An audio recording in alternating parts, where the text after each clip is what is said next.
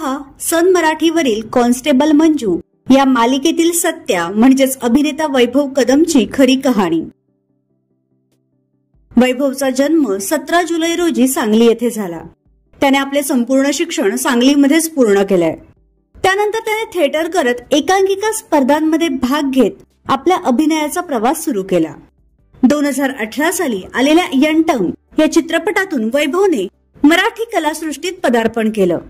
या चित्रपटात त्याने मुख्य भूमिका साकारली होती। यासोबतच त्याने काही वेब सिरीज व अल्बम सॉन्ग आणि जाहिरातींमध्येही काम केलंय। गेल्या काही वर्षांपासून तो मुंबईमध्येच राहतो। कॉन्स्टेबल मंजू मालिका मिळण्या अगोदर वैभव बॅकस्टेज हिंदी नाटक आणि इतर काही छोट्या प्रोजेक्टमध्ये काम करत होता। मात्र या मालिकेमुळे त्याला मोठी संधी मिळाली आहे। कॉन्स्टेबल मंजू ही मालिका वैभवची पहिलीच मालिका आहे। तर तुम्हाला अभिनेता वैभव कदमचा अभिनय आवडतो का हे आम्हाला कमेंट बॉक्समध्ये नक्की कळवा।